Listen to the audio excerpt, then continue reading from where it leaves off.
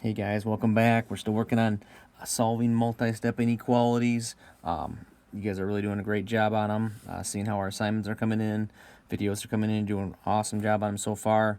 Going on to the next step, one more part of this section with solving multi-step inequalities we got to talk about today and tomorrow are what about, and we've seen this with equations, what happens when I've got a variable on both sides of the equation? Remember, when we're trying to solve any kind of equation or inequality now as we're working with, we got to get all the x's on one side to be able to solve for it. So I have to get down to that part where it's x is equal to, or in inequalities, x is less than, or x is greater than. But I've got to get all the x's on one side first to be able to do that. Okay. Now take a look at our steps here that go into our notes, and they should look pretty familiar. When we did solving multi-step equations, these were the exact same steps. So again, doing inequalities, the nice thing about it is no new steps to learn. But here's what you should keep in mind going forward. It won't be just as easy to take the inequality and flip the x to the left side. We're going to have x's now on each side of the equation, or at least problems when we go forward. When we see this, here's the steps you should follow. And again, looking kind of familiar. If you can distribute, first of all, do that. That's usually a good first step to start getting things simplified. Then look to collect like terms when possible. If there's something on one side or something on the other, that I can collect the constants, or I can collect the terms of the variables, get those together, and then get the variable on one side and use our inverse operations, okay? So I'm just going to go through a couple examples with you and let you try it on your own here today. This first one says solve the inequality and graph your solution like we've been doing. So first thing, again, what I'm going to do to help myself get to that point where I can solve for x, I'm going to draw my line just as a reminder. Whatever I do on one side, I got to do on the other. And walking through my steps, can I distribute anywhere in this problem? Is there anywhere to do that? Nope, nothing with parentheses there, so I don't have to distribute. Do I have any like terms to collect on this side or this side? Nope, I don't see any of those. So now I can just kind of get to step 3 already and say, oh, get the variable on one side. Doesn't matter which side you choose to get onto, but I usually like to put all my variables on the left side. So what I'm going to do is subtract 2x, just like with numbers.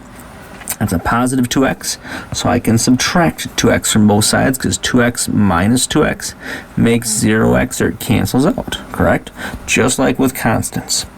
That'll eliminate it from the right side, and now get it all on the left side. So now I've got 4x minus 7 is less than 17, and now I can keep solving just like any other inequality problem. Add 7 to both sides. 4x is less than 24. Divide both sides by 4. X is less than 6 is my solution. Oops. Making the graph, again, just like before. 6, 5, 4. I'm going to put some numbers on here just to give me an idea of what direction I'm going. Yes, you have to put numbers on there, otherwise it can be wrong. So because I don't know which direction you are going and which way you're indicating are all the solutions, okay? So I'm going to circle the 6, and I'm going to shade to the left. Again, what this is saying is x, just to recap, x is less than 6. All the solutions that work in this original inequality, okay, are less than 6, just as a way to prove it, okay? Again, for those of you doing your videos, I've kind of noticed we struggle a little bit explaining this part, though. Why do I have that x is less than 6? Because I can take any number that is less than 6, like I shaded in the 5, okay? And if you take this 5 and you plug it back into the inequality in both those places, it makes the inequality true, and so will any number on this side, because that's what the solution tells us. So again, if I put 5 in up there right now, again, just proving it, just taking example 5, well, this would make 6 times 5, which is 30, minus 7, that'd be 23, okay? And that needs to be less than whatever I get on the other side. If I put in 5 on the other side, I get 2 times 5, which is 10, plus 17, which is 27. So yeah, this is 23 over here is less than 27. So that's what we're finding. Any solution on this side makes the original inequality true. Any number less than 6. I'm just going to walk through a couple more problems with you, again, just to kind of go through the steps. Step 1 on this top one here, again, distribute if we can, first of all. And it looks like on the left side of this next problem, yes, we can distribute. I can get 5x minus 15 is less than or equal to, and then I've got everything over here. And again, I know it's a small step, but you've got to rewrite everything. Otherwise, we lose track of our terms and lose track of steps. So I'm rewrite everything I haven't used yet, but I did do my jump shots. I did my distributing. Okay, now I'm on to collecting like terms, and over on the right side I see that, yeah, I can collect 2x minus x. When things are on the same side of the inequality, right, they're both on the right side, I just do what the sign tells me. 2x minus x gives me just 1x. So I'm going to have x, and I haven't anything with that plus 5 yet, so that's over there too. Okay, so here's where I'm at. 5x minus 3, 5x minus 15.